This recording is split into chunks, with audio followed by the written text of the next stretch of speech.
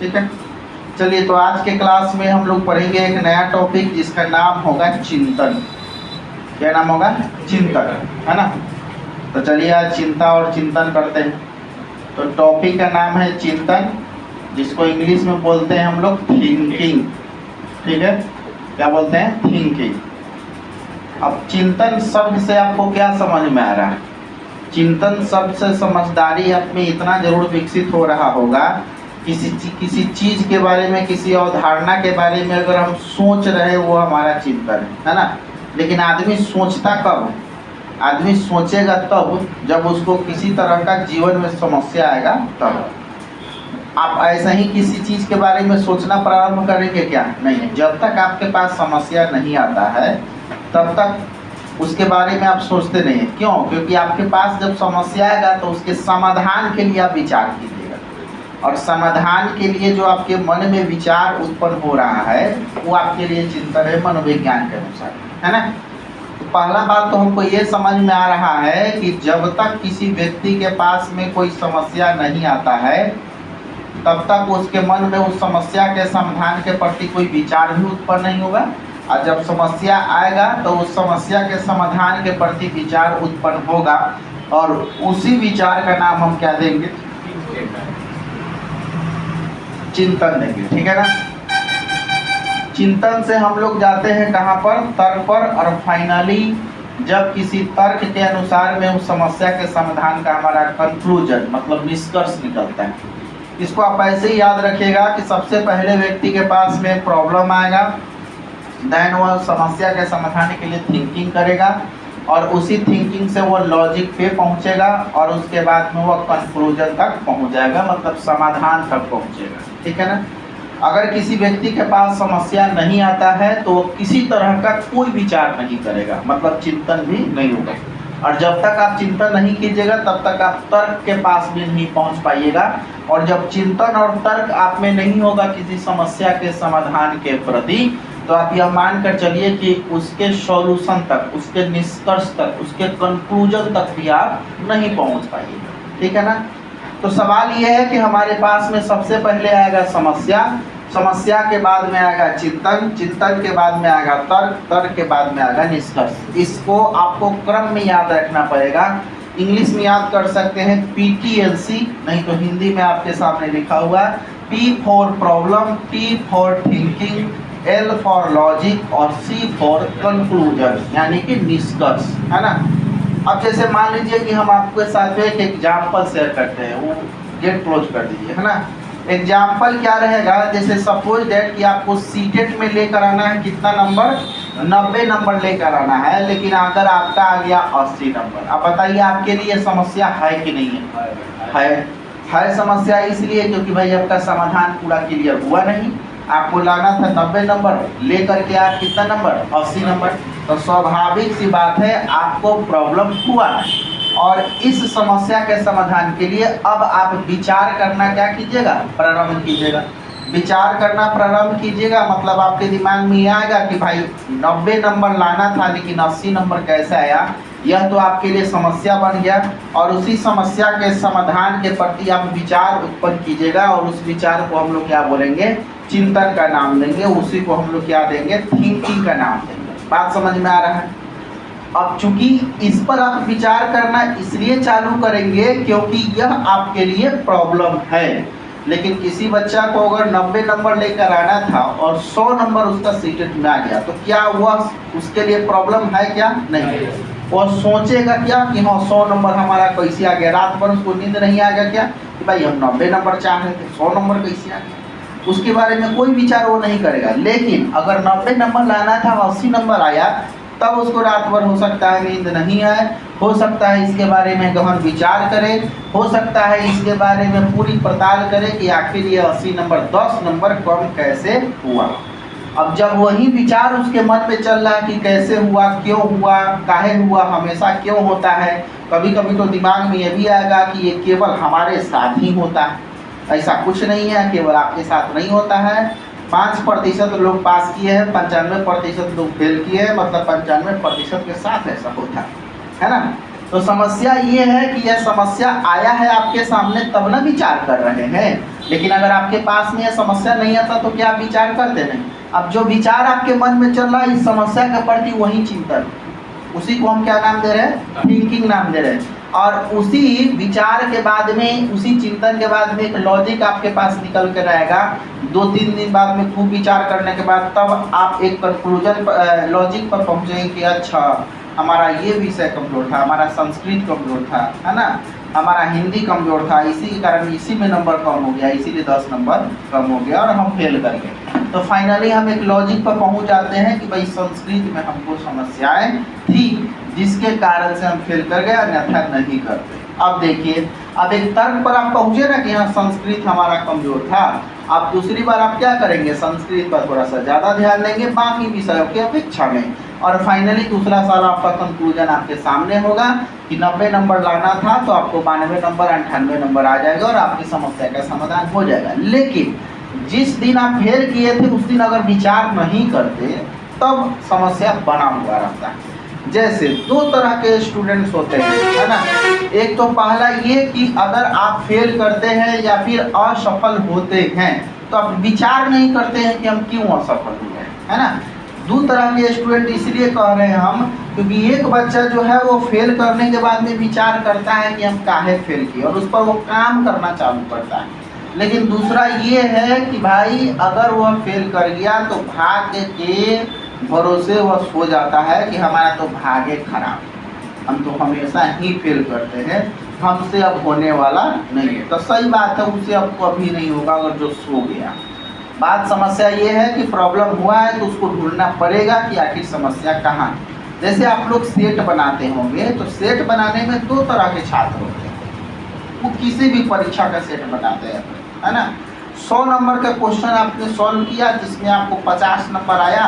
50 number आया मतलब 50 को क्वेश्चन आपका सही है, बाकी 50 को क्वेश्चन या तो गलत होगा नहीं तो आप उसको बनाए नहीं होंगे। कुल मिलाकर बात यह है कि वो क्वेश्चन आपको आता नहीं। तो घर पर जाने के बाद में कम से कम ये समाधान तो कीजिए कि वो 50 क्वेश्चन कौन कौन सा है जो हमसे नहीं बना है, कि अगली बार जब उसमें से क्वेश्चन आए तो हमसे छूटे नहीं। लेकिन नहीं, आप सीधे 50 नंबर का दुख लेकर के घर पर जाएंगे कि बड़ा कम नंबर आया है, नहीं होगा हमारा, कैसे होगा, क्या होगा, है ना।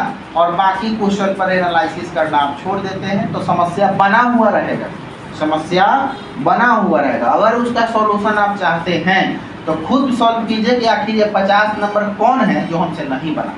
अगर उस 50 नंबर का पर डे सॉल्यूशन आप खोजना चालू कर दीजिएगा, उसमें अनुसंधान करना चालू कर दीजिएगा, तो मुझे ऐसा लगता है कि हर दिन 2 नंबर 3 नंबर का आप में बढ़ोतरी होगा और धीरे धीरे वो 50 नंबर से 80 नंबर पर आप कैसे पहुंच जाएंगे वो आपको भी पता नहीं चलेगा। समझ में आ रहा है। तो क्यों 50 नंबर से 80 नंबर तक जाने का सफ़र क्या था, क्योंकि आपने समस्या के प्रति समाधान पर विचार करना चालू किया। और जब समाधान पर विचार करना आप चालू नहीं करेंगे तो ऑब्वियसली आप समाधान पर विचार करना नहीं चालूंगे तो जो समस्या है आपके पास में वो बना हुआ रहेगा। बात समझ में आ रहा है। परीक्षा में अगर फेल किए हैं तो भाई एनालाइज करना होगा ना कि हम काहे फेल किए हैं, क्यों फेल किए हैं, क्या प्रॉब्लम है, व्हाट इज द प्रॉब्लम। उस प्रॉब्लम को खींचकर सामने लाइए, लॉजिक निकालिए, तब अपने आप एक दिन निष्कर्ष पर आप कंक्लूजन पर पहुंच जाइएगा। लेकिन भाग भरोसे बैठिएगा तो काम चलेगा, बिल्कुल नहीं चलेगा। मतलब मेरे कहने का मतलब ये है कि अगर किसी व्यक्ति के जीवन में समस्या आता है तो उस पर विचार करना चाहिए, और वही विचार हमारा क्या है, चिंतन। और चिंतन करने से एक ना कोई लॉजिक हमारे सामने निकलता है कि हाँ इस प्रॉब्लम का जड़ ये वो लॉजिक है, और उसी लॉजिक पर काम करने के बाद फाइनली एक दिन हम लोग निष्कर्ष पर भी पहुंच जाएंगे जिसका नाम होगा कंक्लूजन। आइए बात समझ में आ रहा है। तो देखिए, हम लोग को ना ही तर्क के बारे में अभी ज़्यादा डिस्कस करना है, ना ही निष्कर्ष के बारे में। हम लोग को किसके बारे में डिस्कस करना है, चिंतन के बारे में, क्योंकि हमारे चैप्टर का नाम क्या है, चिंतन। ठीक है ना। तो सीधी बात समझिए, अगर कोई व्यक्ति आपसे पूछता है कि चिंतन किसे कहते हैं, व्हाट इज थिंकिंग, तो आप कहिएगा किसी व्यक्ति के जीवन में जो समस्या आता है उस समस्या के समाधान के प्रति जो व्यक्ति के मन में विचार उत्पन्न होता है उस विचार को ही हम चिंतन का नाम देते हैं। इतना कहने में कोई दिक्कत होगा नहीं। मान लीजिए एकदम व्यवहारिक शब्दों में सीखिए, आपके पास में कोई प्रॉब्लम आया, उस प्रॉब्लम के प्रति आपके मन में विचार उत्पन्न हो रहा है, वही विचार आपके लिए क्या है, चिंतन। अच्छा, एक बात और है, समस्या जब आपके पास में आएगा तो विचार कोई एक उत्पन्न नहीं होगा उस समस्या के प्रति, बहुत सारा विचार आपके दिमाग में आ सकता है ना, बहुत सारा सॉल्यूशन का विचार आपके दिमाग में आ सकता है। तो वो सारे विचार क्या होते हैं, चिंतन होते हैं, लेकिन कंक्लूजन उन सारे विचार में से एक ही निकलेगा। बात समझ में आ रहा है ना। कंक्लूजन जो है, अब जैसे एक एग्जांपल अभी हम आपको बताएं कि 90 नंबर आपको लाना था, आया आपका 80 नंबर। तो व्यक्ति के मन में विचार बहुत सारा आ सकता है। जैसे पहला विचार कि अरे उसकी तबीयत हमारा ठीक नहीं, एक ये भी हो सकता है। दूसरा विचार ये भी आएगा कि घर में झगड़ा कर लिए थे, तनाव में हो गए थे, टेंशन में हो गए थे, जिसके कारण परीक्षा नहीं दिया ठीक से, नंबर कम हो गया। दूसरा कारण ये भी आ रहा है। तीसरा कारण आपके मन में ये भी आ सकता है कि बस में गए थे तो वोमिटिंग हो गया था, तबीयत खराब हो गया था। चौथा कारण ये भी आ सकता है कि हाँ हमारा CDP का विषय उतना अच्छा नहीं था। पांचवा कारण ये भी आ सकता है कि नहीं संस्कृत अच्छा नहीं था। छठा कारण आपका ये भी आ सकता है कि मैथ हमारा उतना अच्छा नहीं था। लेकिन इन सारे, अब ये सारा विचार जो आपके मन में चल रहा है उस प्रॉब्लम के प्रति वो सब चिंतन है, लेकिन तर्क एक होगा उस सारे विचार में से।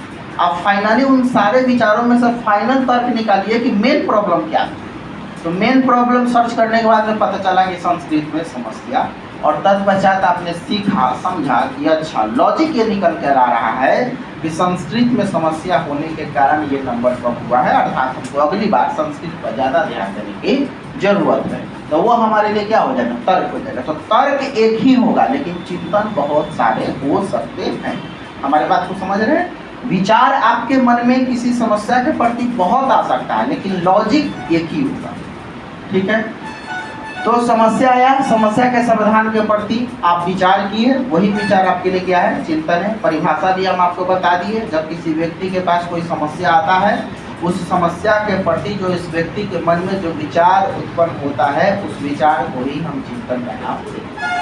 अब आते हैं टाइप ऑफ थिंकिंग, मतलब चिंतन का कितना प्रकार है उस पर हम बातचीत करते हैं। देखिए चिंतन के प्रकार के बारे में अगर हम बातचीत करें तो चिंतन जो है वो दो प्रकार के हैं। कितना प्रकार के, दो प्रकार के। पहला ध्यान दीजिएगा, सबसे पहला चिंतन जो होता है उसका नाम है अपसारी चिंतन। कौन चिंतन, अपसारी चिंतन, जिसको हम लोग बोलते हैं डाइवर्जेंट थिंकिंग। क्या बोलते हैं, डाइवर्जेंट थिंकिंग। दूसरा जो चिंतन आता है उसको हम लोग बोलते हैं अभिसारी चिंतन, अभिसारी चिंतन, जिसको हम लोग बोलते हैं कन्वर्जेंट थिंकिंग, कन्वर्जेंट थिंकिंग, है ना। अब डाइवर्जेंट में और कन्वर्जेंट में क्या अंतर है समझने का प्रयास कीजिए। इंग्लिश नेम से आप समझिए, डाइवर्जेंट, डाइवर्ट का मतलब क्या हुआ, अलग अलग भागों में टूटना। कन्वर्जेंट, कन्वर्ट का मतलब क्या हुआ, अलग अलग भागों का आपस में जोड़ना। जैसे कन्वर्ट का मतलब क्या हुआ, जुड़ना। डाइवर्ट का मतलब क्या हुआ, अलग अलग भागों में हटना। डाइवर्ट और कन्वर्ट, तो इसी डाइवर्ट से बना डाइवर्जेंट और कन्वर्ट से बना कन्वर्जेंट, है ना। कन्वर्जेंट का मतलब हो गया जुड़ना, डाइवर्जेंट का मतलब हो गया अलग अलग भागों में टूटना, ठीक है ना।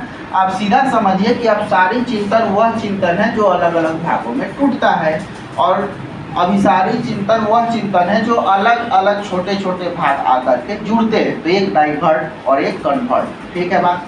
अब समस्या ये है कि सर ये कौन सा अपसारी है और कौन सा अभिसारी है। तो देखो मैं आपके सामने एक परिभाषा रखता हूँ। अगर आपसे कोई पूछेगा कि अपसारी चिंतन क्या है तो आप सीधा जवाब दीजिएगा, जब किसी समस्या के समाधान के बहुत सारे विचार उत्पन्न होते हैं वो हमारा कौन चिंतन है, अपसारी।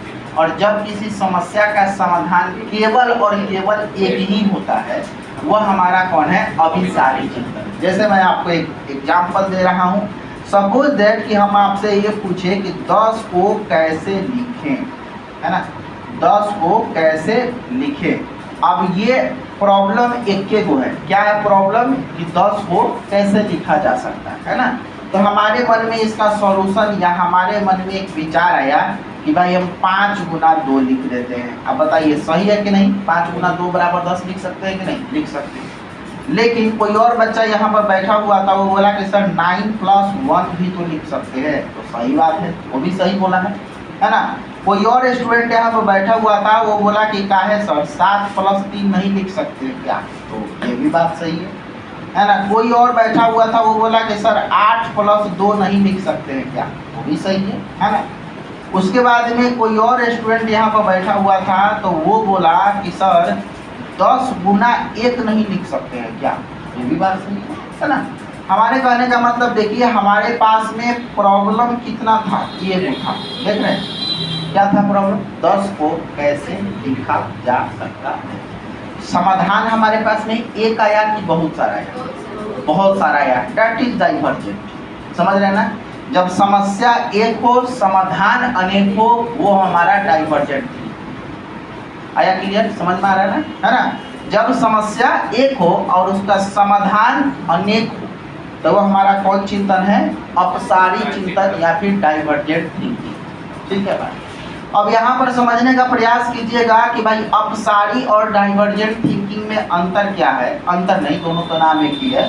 अपसारी चिंतन या फिर डाइवर्जेंट थिंकिंग का मेन मुद्दा ये है कि प्रॉब्लम एक ही होगा लेकिन सॉल्यूशन उसका क्या होगा, बहुत सारा होगा, सॉल्यूशन एक नहीं होगा। जैसे देख लीजिए, आपके सामने लिखे कि 10 को कैसे लिखे, इसका सॉल्यूशन देख रहे हैं आपके सामने बहुत सारा है। दूसरा प्रश्न भी आपसे पूछा जाएगा कि 20 को कैसे लिखे, 20 को कैसे लिखे, तो इसका सॉल्यूशन एक है या अनेक है, बताइए।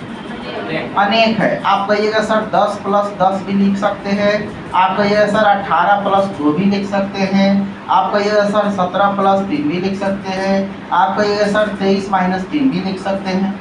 ये सारे तो सॉल्यूशन किसके हैं, 20 को लिखने का ही सॉल्यूशन हुआ ना। अर्थात हम यह देख रहे हैं कि अब हमारा आंसर डाइवर्ट होगा। डाइवर्ट का मतलब क्या, अलग अलग भागों में टूट रहा है, दैट इज डाइवर्जेंट। इसीलिए इसका नाम पड़ा डाइवर्जेंट थिंकिंग, इसीलिए हम इसको बोले अपसारी चिंतन। समझ में आ रहा है। दूसरा हमारे सामने क्या है, अभिसारी चिंतन। अभिसारी चिंतन वह चिंतन होता है जिसमें समस्या एक हो और समाधान भी केवल और केवल एक ही। ठीक है भाई, जैसे मान लीजिए कि हम आपके सामने एक एग्जाम्पल दे रहे हैं, हम आपसे यह पूछे कि 5 × 2 बराबर क्या होगा, 5 × 2 बराबर क्या होगा, क्या कहिएगा, 10 कहिएगा। सभी लोग से पूछेंगे तो सब लोग 10 ही बोलेंगे, कोई ऐसा तो नहीं कर सकता कि 11 होगा। सर पुराना ज़माना में 10 होता था, ऐसा तो नहीं है कि अब अपडेट हो गया भाई। 5 × 2 बराबर 10 होगा तो होगा, उसमें कोई परिवर्तन आप नहीं कर सकते। कर सकते हैं क्या, नहीं कर सकते। समस्या भी एक था और समाधान भी इसका कितना, एक ही है। अब इस क्लास के सभी बच्चों से हमें यह सवाल पूछे कि 5 × 2 बराबर क्या होगा, तो सबका जवाब होगा 10। अब क्लास का क्या, दुनिया के किसी भी व्यक्ति से अगर हम सवाल पूछें तो सबका जवाब क्या होगा, 10। लेकिन यहाँ पर अगर हम ये सवाल पूछते तो हो सकता है कि सबका जवाब अलग अलग होता है, लेकिन यहाँ पर जवाब क्या है, एक ही है। मतलब समस्या एक और समाधान भी एक, मतलब कौन चिंतन, अभिसारी चिंतन, दैट इज कन्वर्जेंट थिंकिंग। अभी देखिए ये कन्वर्ट हो रहा है। कन्वर्ट कैसे हो रहा है, प्रॉब्लम एक और समाधान भी एक, मतलब जुड़ कर रह रहा है, डाइवर्ट नहीं हो रहा है। हम आपसे पूछेंगे कि 3 × 2 बराबर क्या होगा, तो इसका सॉल्यूशन केवल एक होगा, कौन सा, 6। इसका सॉल्यूशन केवल क्या होगा, 6। समझ में आया, मतलब इसमें आप डाइवर्ट नहीं हो सकते। तो समस्या भी एक हो समाधान भी एक हो, वो हमारा अभिसारी चिंतन। जब समस्या एक हो समाधान अनेक हो, वो हमारा अपसारी चिंतन। आया बात समझ में, ये हो गया अपसारी और वो हो गया अभिसारी। ठीक है ना, ये 2 टाइप्स किसका, चिंतन का। तो अगर आपसे पूछा जाएगा चिंतन कितने प्रकार के होते हैं तो क्या कहिएगा, 2 प्रकार। कौन कौन, अपसारी, दूसरा अभिसारी। अपसारी चिंतन कौन है, जिसमें समस्या एक हो समाधान अनेक हो। अभिसारी चिंतन कौन है, जिसमें समस्या एक हो समाधान एक ही हो, वो हमारा कौन है, अभिसारी। ठीक है भाई। अच्छा चलिए, अगर इसको समझना है तो एक और एग्जाम्पल आपको हम दे सकते हैं। जैसे गांव में वो ब्याजी चलता है, उधारी चलता है, ब्याजी उधारी के नाम सुने गांव में। और एक बैंक भी आपको ब्याजी या उधारी देता है, सरकारी बैंक देता है ना आपको ब्याजी या उधारी। तो सरकारी बैंक से जब आप ब्याज पर पैसा लीजिएगा तो उसका सब कुछ फिक्स होगा। फिक्स का मतलब समझ रहे हैं ना, 1 तारीख का मतलब 1 तारीख, अगर 2 तारीख होगा तो फाइन लग जाएगा, 3 तारीख होगा तो और लगेगा फाइन, 4 तारीख होगा तो और फाइन, 5 तारीख होगा तो और। लेकिन गांव वाला ब्याजी या उधारी का वैसा सिस्टम नहीं है। गांव में उधारी मांगने जाइएगा सीधे आपको कहा क्या जाइए 500 आइए, है ना। 500 हालांकि पैसा हमारे पास में होगा नहीं, लेकिन कह दिया, है ना।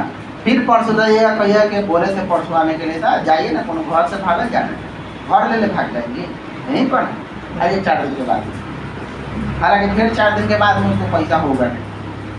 फिर 4 दिन के बाद में आप जाइएगा तो बोले एकदम परेशान कर दिए भाई, गाँव छोड़ के थोड़े भाग जाए। 5 दिन के बाद नहीं।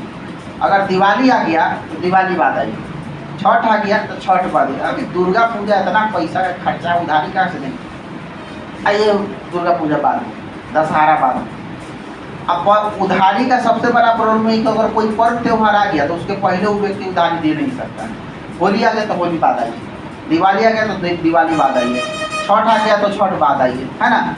उसका कोई टाइम फिक्स नहीं है। जहाँ पर कुछ भी फिक्स नहीं हो, औपसारी है। अब गांव का ब्याजी औपसारी, बात समझ पा रहा है। जहाँ पर कुछ भी फिक्स नहीं हो, डाइवर्ट हो रहा है, वो डेट डाइवर्ट हो रहा है, समय बदल रहा है, जज्बात बदल रहा है, सब कुछ बदल रहा है। अब वहाँ पर क्या है, ये औपसारी, ये डाइवर्जेंस। लेकिन बैंक वाला ब्याजी अभी सारी, अभी मतलब अभी, 1 तारीख मतलब 1 तारीख। अगर 1 तारीख से 2 तारीख करते हैं तो आपके ऊपर फाइन चला जाएगा।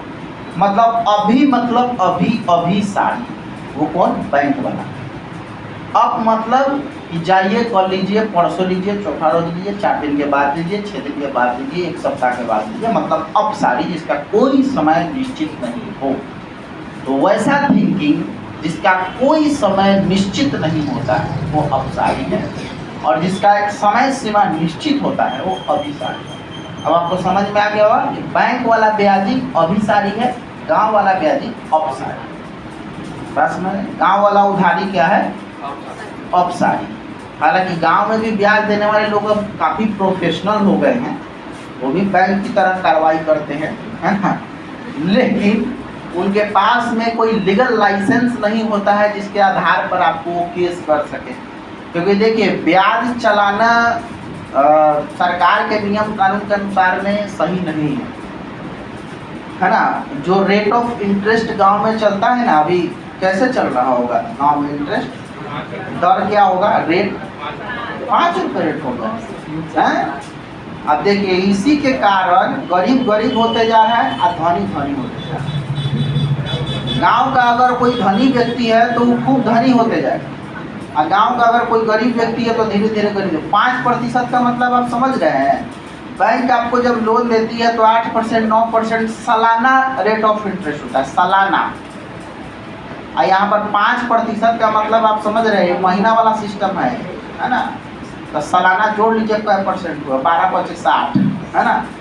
तो सवाल ये है कि भाई अब देखिए, लेकिन बात ये है कि गांव में जो ब्याजी चलता है, गांव के कोई धनी मनी व्यक्ति, पैसा वाला व्यक्ति ब्याजी चलाता है।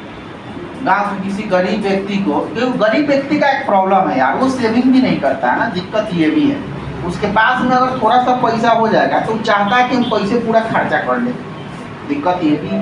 लेकिन जो समझदार व्यक्ति है वो सेविंग करता है अपने आने वाले जीवन के। जैसे आपके बगल में जो मोहल्ला बसा हुआ है, ये बना, है ना। अच्छा देखिए, छठ में जो है इन लोगों को कम कमाई होता है क्या, नहीं होता। एक आदमी कम से कम 30,000 40,000 रुपया कमाता है, ठीक है ना। अब ऐसा चीज़ है कि आप दूसरी जगह से खरीद नहीं सकते, है ना, यही लोग बनाते हैं। अब इससे अब 40,000 रुपये अगर व्यक्ति कमाया है तो अब इसको ये होना चाहिए कि भाई हम इसमें से 20,000 रुपया सेव कर लें, आगे के जीवन में वो काम देगा हमको। लेकिन नहीं, 40,000 छठ बाद तक खर्चा हो जाना चाहिए। 5,000 चढ़ जाए वो मंजूर है, बचना नहीं चाहिए।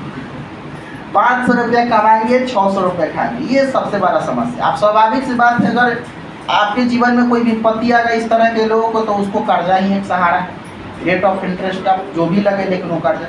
अब गांव के जो गरीब लोग होते हैं बेचारे क्या करते हैं, अब घर में किसी तरह का बड़ा बीमारी हो गया, तब क्या करेगा, घर के गांव में किसी प्रतिष्ठित व्यक्ति के पास में जाएगा कि हाँ मालिक 50,000 रुपया दीजिए, बेटा का बड़ा तबीयत खराब है, बहुत बड़का बीमारी हो गया। और उस समय तो सीधे 50,000 रुपया उसको मिल जाता है, 50,000 रुपया उसको सीधे मिल गया। अब 50,000 रुपया चुकाने में ओकर हालत खराब हो जाएगा। पता है क्यों? क्योंकि सबसे पहले तो सोर्स ऑफ इनकम उतना अच्छा नहीं है, दूसरी बात कोई सेविंग भी नहीं है, दूसरी बात कोई अच्छा बैकग्राउंड भी नहीं है। और देख लीजिए 50,000 रुपये, गाँव का जो ब्याज देने वाला व्यक्ति होता है वो बहुत चालाक होता है, 3-4 साल तक तो टोकबे नहीं करेगा, यदि पैसा मोटा हो जाने दे और बात नहीं। जब 50,000 2 लाख को पहुंच जाएगा तब कहेगा कि क्या पैसावा नहीं दिए, 4 साल हो गया और हालत खराब है। हिसाब करके बताइए कितना होता है, 2.5 लाख, 2.5 लाख रुपये हमारे पास में क्या करे, जो छोटा मोटा जमीन का टुकड़ा बचल है वो दे देगा। अब पहले ही में व्यक्ति चालाक होता है, कागज के जमीन का कागज वगैरह सब ले लेता है, 50,000 देते से हाँ कागज के करा जब्त कर लिया है। अब समस्या ये है कि 50,000 तब्दील हो गया 2.5 लाख में, 4 साल के बाद में, 5 साल के बाद में उसके पास में 50,000 नहीं तो 2.5 लाख कहाँ जाए, जमीन का छोटा सा टुकड़ा जो था वो भी खत्म हो गया। गरीब गरीब होते जा रहा है, धनी धनी होते जा रहा है। समस्या ये है ना। लेकिन उस तरह के ब्याजी अब प्रोफेशनल इसलिए होते जा रहा है क्योंकि गांव के लोग अब ब्याजी देने वाले लोग अब धमकाते भी, या अगर नहीं देगा तो थाना को बुलवा देंगे, पुलिस को बुलवा देंगे, लेकिन सही में बुलवा नहीं सकता, वो लीगल नहीं है। समझ में आ रहा है ना, वो लीगल नहीं है। लाइसेंसिंग ब्याजी जो लाइसेंस मिलता है, ब्याज चलाने का भी लाइसेंस होता है जो सरकार के द्वारा, लेकिन उसमें भी लाइसेंस में यह बात वक्तव्य में क्लियर होता है कि आप अधिकतम कितने प्रतिशत रेट पर इंटरेस्ट दे सकते हैं किसी को। जो 4% 5% पर देता है लोग ना, तो वो इलीगल है, वो लीगल नहीं है। तो पहली बात तो यह है कि ब्याजी वाला व्यक्ति कोई आपके ऊपर केस कर ही नहीं सकता, वो अपने फंस जाएगा, है ना। ये बात अब इसका मतलब ये नहीं किसी का पचा लीजिएगा, मतलब कह रहे हैं, हमारे कहने का मतलब ये हो गया कि वो जो गांव वाला ब्याजी है वो आपका कौन सा है, अपसारी है, वो डाइवर्ट हो रहा है ना, परिवर्तित है। लेकिन अभी शादी वाला क्या आ रहा है, उसमें कोई चेंजेस नहीं है, मतलब है तो है जैसे बैंक का ब्याज। रेट ऑफ इंटरेस्ट भले कम है लेकिन उसका समय बड़ा फिक्स है, इतना तारीख मतलब इतना तारीख को आपको देना, ठीक है ना। ये हो गया हमारा अभिशारी। अब बात आती है कि सर सवाल कैसे पूछेगा, सवाल कैसे पूछा जाएगा। क्या हमसे ये पूछा है कि चिंतन कितना प्रकार का होता है, क्या हमसे ये पूछेगा आप सारे चिंतन कौन, क्या हमसे ये पूछेगा अभी सारे चिंतन कौन, क्या हमसे ये पूछेगा चिंतन क्या है, नहीं, ये सब में से कोई सवाल आपसे नहीं पूछेगा, है ना। अब सवाल जो पूछेगा उसको समझिएगा। देखिए इसमें 2 टर्मोलॉजी यूज होता है ना। टर्मोलॉजी 2, एक टर्मोलॉजी होगा आपके सामने में मुक्त अंत वाला प्रश्न, मुक्त अंत वाला प्रश्न, ठीक है। इसको हम लोग बोलते हैं open ended question, open ended question, है ना। और एक होता है बंद अंत वाला प्रश्न, बंद अंत वाला प्रश्न, इसको हम लोग बोलते हैं close ended question, close ended question, ठीक है ना। अब ये 2 टर्मिनोलॉजी के आपको याद रखना होगा, ये जो है ना चिंतन से ही जुड़ा हुआ है टर्मिनोलॉजी, जो सीटेट में आपसे पूछा जा सकता है। सबसे पहला सवाल तो ये मुक्त अंत, सबको सब समझिएगा, मुक्त अंत, मुक्त का मतलब ओपन, अंत का मतलब जिसका आप देखिए मुक्त अंत मतलब ओपन एंडेड, मतलब एक ऐसा प्रश्न जो खुला हुआ, जो बंद नहीं, खुला हुआ प्रश्न। इसको हम एक और नाम दे सकते हैं खुला, इसको हम एक और नाम दे सकते हैं खुला प्रश्न, इसका हम एक और नाम दे सकते हैं बंद प्रश्न, ठीक है ना। अब ओपन एंडेड मतलब खुला हुआ प्रश्न। अब खुला हुआ प्रश्नों से बच्चों को क्या फायदा है, तो फायदा यह है कि अगर खुला प्रश्न बच्चा से कीजिएगा ना तो उसका चिंतन का विकास होगा, उसमें तर्क बढ़ेगा, उसमें सोचने की क्षमता बढ़ेगा, उसका अधिगम स्तर बढ़ेगा, बोलिए ना।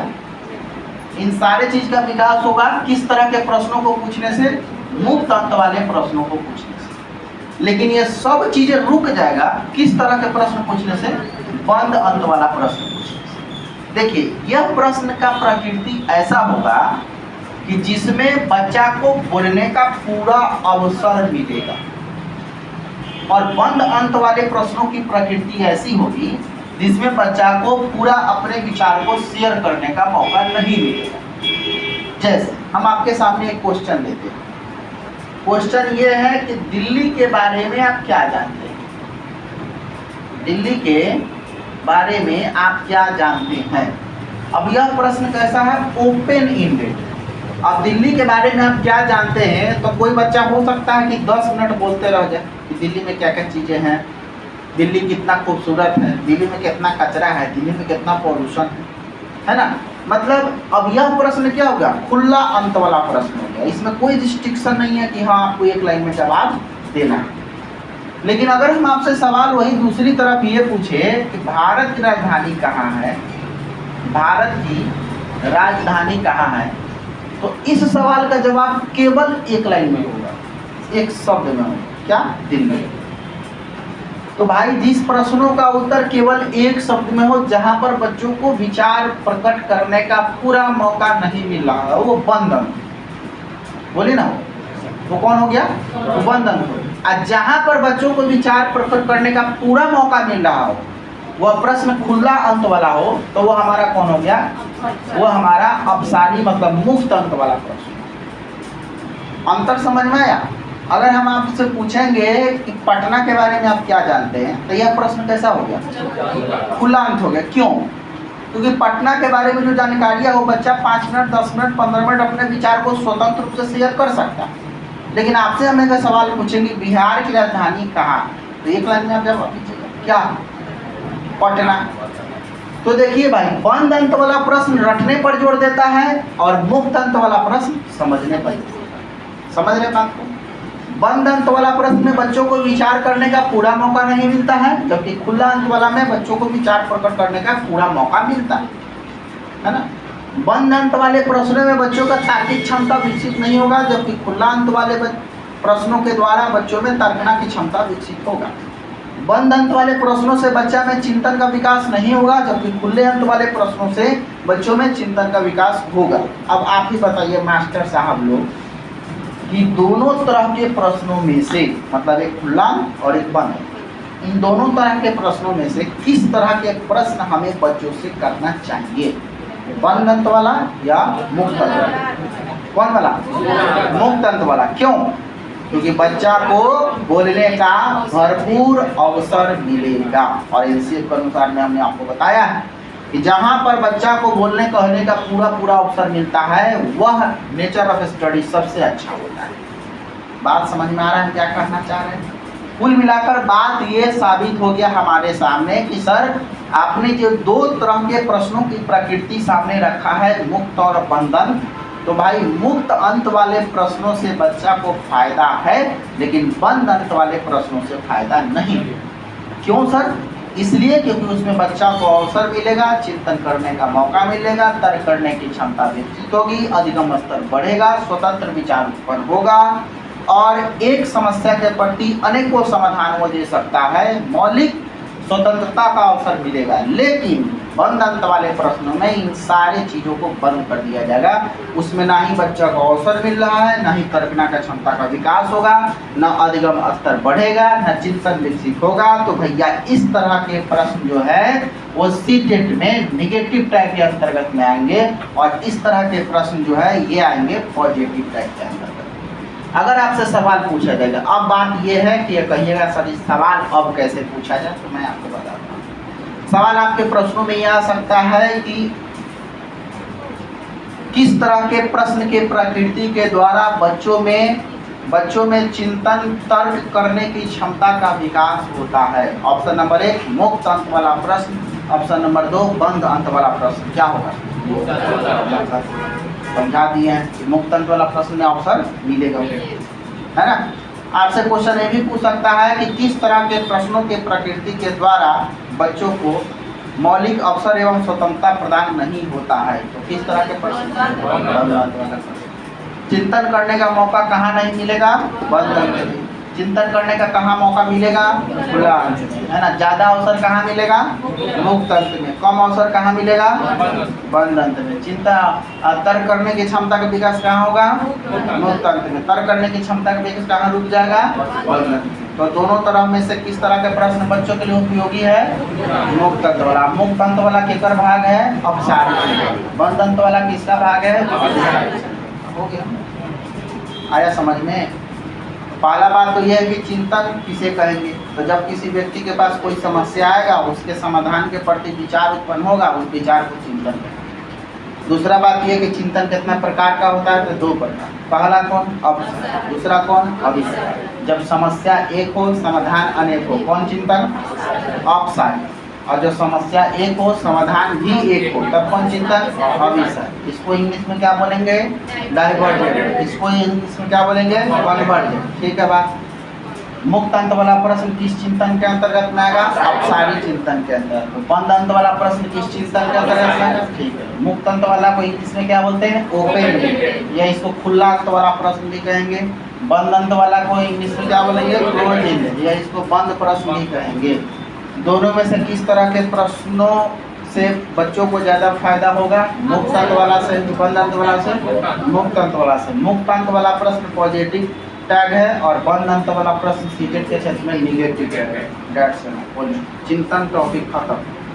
समझ में आया कि नहीं आया, पहले क्लियर हुआ, याद हुआ। इसमें कहीं भी आपको रटने उठने की जरूरत नहीं, रटना बिल्कुल नहीं। अभी अभी आपको याद हो गया चिंतन क्या है, चिंतन कितना प्रकार का होता है, कौन चिंतन क्या है, मुक्तंत क्या है, बंधन क्या। यहाँ से सवाल आएगा। देखो ये वाला जो हम लिखे हैं ना, मुक्तंत और बंधन, आपसे एक प्रकार पर कुछ नहीं पूछेगा, ये वाला प्रश्न पूछेगा। मुक्तंत ओपन एंडेड और क्लोज एंडेड वाले। ठीक है, क्लियर हुआ। आप अपना नोट्स निकालिए, उसमें हम अंडरलाइन करा देते हैं।